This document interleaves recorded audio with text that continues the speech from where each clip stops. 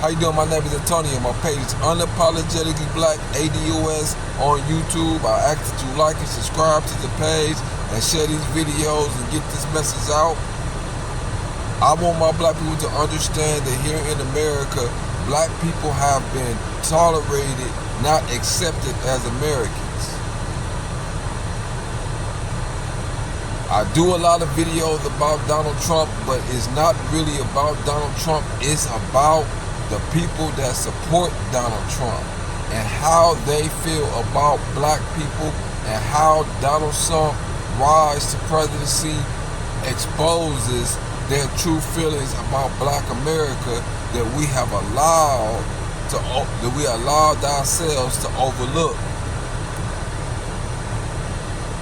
Here's what they think about you. Here's what they think about you. Racist comments. If it was back in the day, when I take a damn blackjack, whoop their ass and throw them in the cell, I'd run for chair. Yeah, well, it's not like that no more. I know. I'd take them down here on Mud Creek and hang them up with the damn rope. Yeah.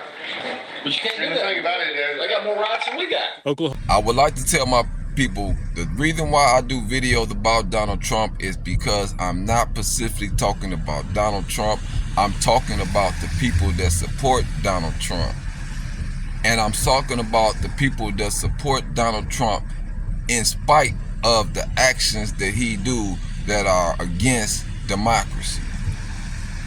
And the purpose of that is to highlight how much of our freedom these white people are willing to sacrifice in order to give themselves an advantage with some type of authoritarian government rather than stay with democracy. And I think it's imperative that black people understand that it's not about Donald Trump, but it's about the group of people that support Donald Trump, and it's about those that are willing to cater to that group. And when you look at that group of people that support Donald Trump, you have to realize that that is a bloodthirsty group. Here's what they think about you. Here's what they think about you. Here's what they think about you. For what you say and the fact that you stand up there and say it, and I appreciate it. I think we all appreciate it, actually, because there's not a lot of people that have the balls to do it. But I want to ask you something a little bit out of the ordinary, so prepare yourself. At this point, we're living under corporate and medical fascism. This is tyranny. When do we get to use the guns? No, and I'm not, that's not a joke. I'm not saying it like that. I mean, literally, where's the line? How many elections are they going to steal before we kill these people? And they salivate for no blood more than black blood. This is what we have to understand, is that we dealing with a large electoral group of people that wants to see black people exterminated. They have a desire to have an authoritarian government that will allow them to oppress black people in order for their benefit. Here's what they think about you. Here's what they think about you. Here's what they think about you. Here's what they think about you. Here's what they time. Veteran Wilmington officers who've been on the job since the late 1990s, think about that, decades on the force, are heard saying some truly vile and racist things, with one of them flat out calling for a race war. This is a police officer who's been in there for decades. Quote, "We're just going to go out and start slaughtering them effing N-words. I can't wait. God, I can't wait." The officer adding that a civil war is needed to, quote, and I quote him here, "wipe them off the effing map. That'll put them back about 4 or 5 generations." Database called Fatal Force. 509 people have been shot and killed by the police in the U.S. so far just this year. 24% of those were black people. And that's despite the fact that the black population only makes up 13% of the total population of the United States.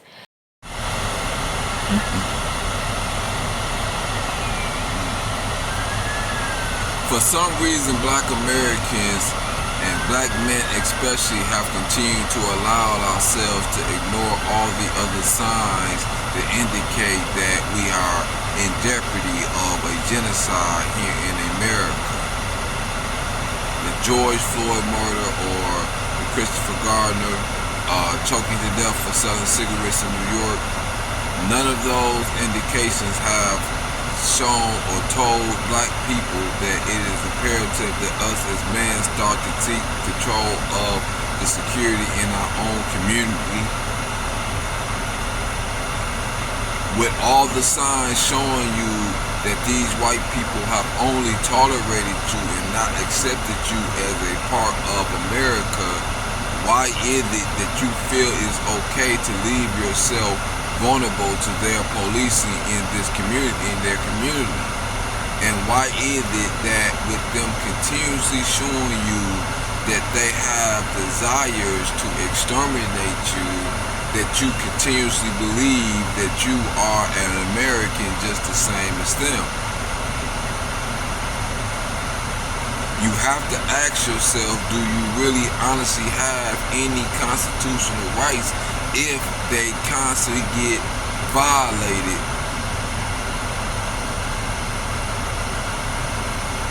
And what constitutional rights do you have if you actually don't even have the right to live? If you're being slaughtered by the very people that you are being taxed to police your community.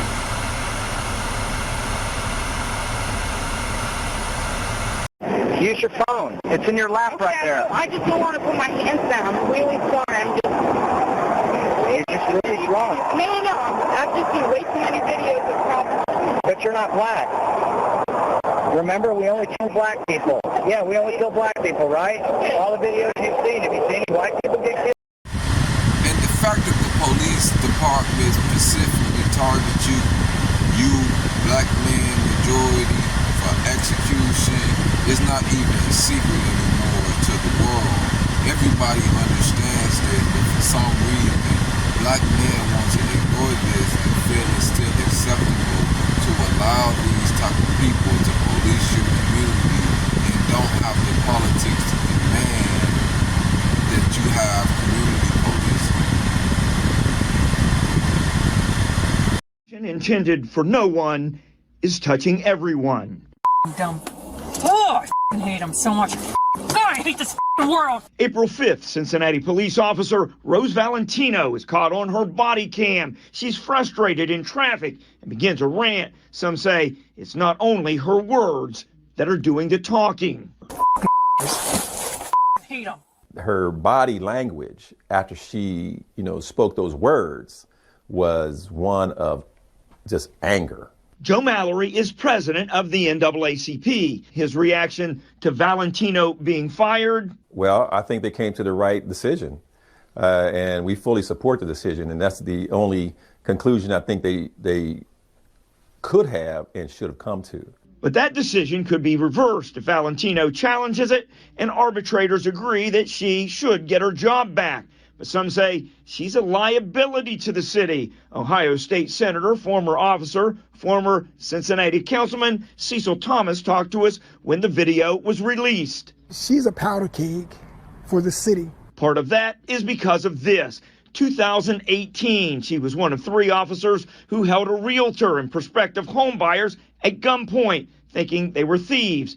That cost the city about $150,000.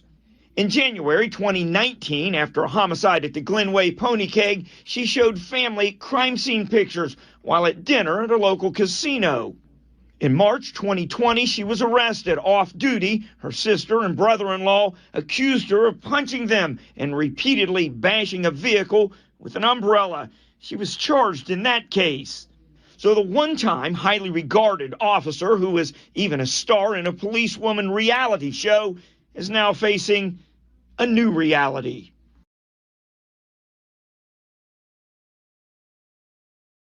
Thanks for watching our YouTube channel. Follow today's top stories and breaking news by downloading the NBC News app.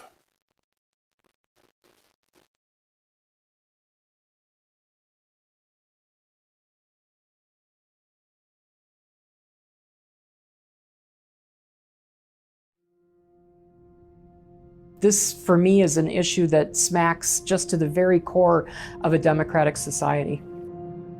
mean, fair maps is how democracy works. That's the foundation, right? Accurate